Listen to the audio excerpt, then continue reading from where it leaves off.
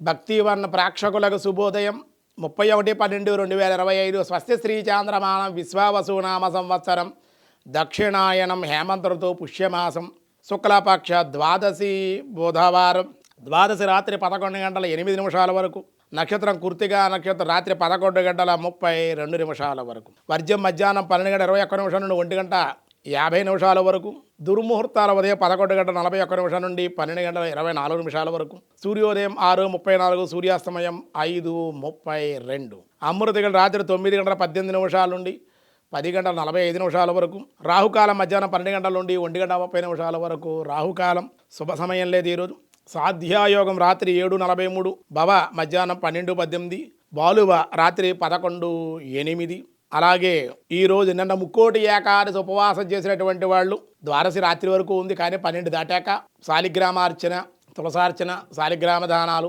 విష్ణాలయ దర్శనము స్వామి ఆరాధన మీ పారాయణలు అన్నీ పూర్తయ్యాక ద్వాదశి పారాయణ పూర్తి చేయాలి 1 గంట లోపుగానే 12 గంటల నుంచి 1 గంట మధ్యలో చేసుకుంటే పారాయణ పూర్తి చేసి కాయేన వాచ మనసేంద్రియైర్వా బుద్ధ్యాత్మనా వా ప్రకృతే స్వభావాత్ కరోమి యజ్జ సకలం పరస్మై నారాయణాయేతి సమర్పయామి అని చక్కగా నారాయణ సమర్పించి మీరు కూడా ద్వాదశి వెళ్లకుండానే భోజనాది పారాయణ పూర్తి చేసేసుకోవాలి. సాధారణమైన వ్యవహారాలకి ఈరోజు అనుకూలంగా ఉంది. దినారంభ చక్రాన్ని బట్టి ఈరోజు ముందుగా మేషరాశి వారికి ఆర్థిక పరిస్థితులు బాగుంటాయి, రుణములు కూడా తీర్చగలుగుతారు, లేదా రుణాల కోసం ప్రయత్నం కూడా చేయగలుగుతారు. వృషభ రాశి వారికి ఎంత కార్యమునైనా పూర్తి చేయగలుగుతారు. ధన ఆగమనం ఉంది, ధనం కోసం ప్రయత్నం చేస్తారు, అనుకూలంగా ఉంది. మిథున రాశి వారి ప్రభుత్వ వ్యవహారాలు అనుకూలతలు, ఉద్యోగ లాభాలు ఉంటాయి. కర్కాటక రాశి వారు రావలసిన బాకీలు వసూలగుట, ధనవృద్ధి. సింహరాశి వారి కోర్టు వ్యవహారాల్లో ఈరోజు విజయం, కొంత మార్పులకు కూడా అవకాశం ఉంది.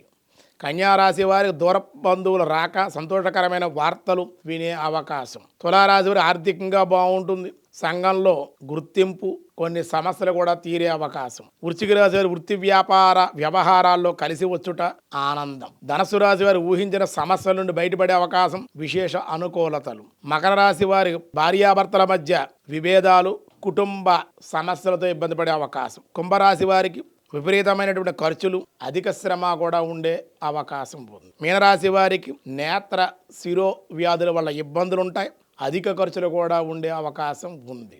రేపు 1వ తేదీ కొత్త సంవత్సరం ఏమో, మన చాలా మార్పులు వచ్చేస్తాయేమో, ఏదో జరిగిపోతుంది అనుకుంటారు చాలామంది. ఏమీ జరగదు. మనకు సంవత్సరాది అంటే కనుక చైత్ర శుద్ధ పాడ్యమి వసంత ఋతువులో వచ్చేటువంటిదే సంవత్సరాది. అప్పుడే ప్రకృతి అంతా పులకరిస్తుంది, మన్న పలకరిస్తుంది, చెట్లు చిగురుస్తాయి, కాయలు పూస్తాయి.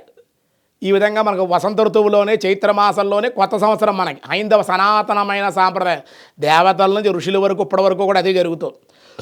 సంవత్సరాది అంటే ఉగాదే మనకి. రేపు వచ్చేటువంటి 1వ తేదీ వచ్చి ఆంగ్ల సంవత్సరం, బ్రిటిష్ వాడు ఇంగ్లీష్ వాళ్ళు మనకు అంటించిపోయినటువంటిది అన్నమాట. అందుకే మన క్యాలెండర్లు రావాలి, చైత్రమాసము ఆ తిథి కూడా రావాలి. ఇవన్నీ వస్తేనే మనకు తెలుస్తుంది అన్నమాట. మన క్యాలెండర్లు పోయే పూర్వకాలం క్యాలెండర్లు కూడా చైత్రమాసం వైశాఖ మాసం అని రాసేవారు, అవి పోయాయి. ఇప్పుడు మనకు పాశ్చాత్య సంస్కృతి ఎక్కువైపోయింది మనకి. ఇంక జ్యోతిష్కులు కూడా మనకి బ్రాహ్మణేతరులు కూడా ప్రవేశించేయడం వల్ల వీళ్ళ కకృతిలో కారం ఏమిటంటే వీళ్ళు కకృతి పడిపోతూ వారం రాకుండానే ముందుగా వార ఫలాలు ఇచ్చేస్తారు, మాసం రాకుండానే ముందుగా మాస ఫలాలు ఇచ్చేస్తారు, సంవత్సరం రాకుండానే ముందుగా సంవత్సర ఫలితాలు చెప్పేస్తారు. జనవరి 1కి ఏదో అయిపోతుంది అని చెప్తూ ఉంటారు. చాలా పొరపాటు. గ్రహాల్లో కూడా ఎక్కడ ఏ మార్పులు రావు. ఈ మాసంలో ఎక్కడెక్కడ ఏ స్థానాల్లో ఉన్నా అవే ఫలితాలు ఉంటాయి. జనవరి 1వ తారీఖు కాదు ఏదో మార్పు వచ్చేస్తుందేమో అనుకోకండి ఎవరో కూడా, అలా ఏమీ రాదు. ఉగాదికి అయితే వస్తుంది, గ్రహాల మార్పులు చేర్పులు ఉంటాయి, కొత్త సంవత్సరం కాబట్టి.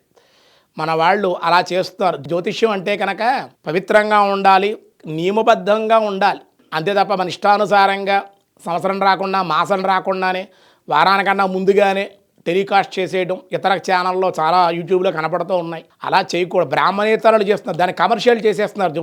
జ్యోతిష్యం వ్యాపారం కాదు, కమర్షియల్ చేయకూడదు దాన్ని. కాబట్టి ఆ విధంగా ఉండాలి. ఈ జనవరి 1 ఏ మార్పులు ఉండవు. ఈ తాగుబోతులు ఉంటారే, వీళ్ళు తాగేసి బళ్ళుతో అందరినీ గుద్దేసి ఆ మత్తులు వాళ్ళు ఏం చేస్తున్నారో వాళ్ళు తెలియక తల్లిదండ్రులు వాళ్ళు పుత్ర వియోగాన్ని కలిగిస్తూ ఉంటారు, అంతే తప్ప ఏమీ ఉండదు. తాగుబోతులు వీళ్ళందరికీ ఆనందం తప్ప ఎవరికీ ఆనందం ఉండదు. ప్రకృతి పులకరించదు, వీళ్ళు కూడా పలకరించదు ప్రకృతి మనేవి కూడా. ధనుర్మాసం కాబట్టి ఆ 1వ తారీఖు చేసుకుంటే దేవాలయాలు జరిగే కార్యక్రమాలు, కైంకర్యాలు, స్వామి ఆరాధన, భగవద్ దర్శనం చేసుకోండి. అంతే 1వ తేదీ జనవరి 1వ తేదీ ఏదో జరిగిపోతే కొత్త సంవత్సరం మనకి అని మట్టికి నూతన సంవత్సర శుభాకాంక్షలు ఎవరికి చెప్పకండి. మీరు చెప్పుకుంటే హ్యాపీ న్యూ ఇయర్ అని చెప్పుకోండి, ఇంగ్లీష్ కదా, అదే చెప్పుకోండి కావాలంటే. అంతే తప్ప 1వ తేదీ ఏదో జరిగిపోతుందని బట్టి ఎవరు ఏమి అనుకోవద్దు. అలా ఏమీ జరగదు. ప్రకృతి పులకరించదు, వసంత ఋతువు కాదు, ఏమీ కూడా మీరు కావాలంటే ప్రకృతిలో ఏ మార్పులు ఉండవు. ఏ మార్పులు లేనిటువంటిదే ఆంగ్ల సంవత్సరం 1వ తారీఖు. అన్ని మార్పులు ఉండేటువంటిదే మన ఉగాది చైత్ర శుద్ధ పాడ్యమి, వసంత ఋతువు.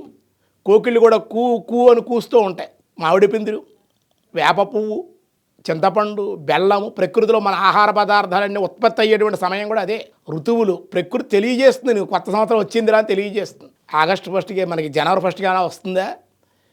ఏ తాగుబోతుని బట్టి ఈవేళ మందు కొట్టేయాలి, పబ్బులకు వెళ్ళిపోవాలి, ఇలాంటి వాళ్ళని ఎంజాయ్ చేసేవాళ్ళు ఉంటారే వాళ్ళు దీన్ని ప్రేరేపిస్తూ ఉంటారన్నమాట. కాబట్టి ఏ విధంగా ఏం పాటించవలసిన అవసరం లేదు. ధనుర్మాసం కాబట్టి చక్కగా దేవాలయం భగవద్ ఆరాధన దర్శనం చేసుకోండి. అన్ని విధాలుగా మీకు అనుకూలం అని చెప్పి మీ అందరికీ తెలియజేస్తూ ఉన్నాం.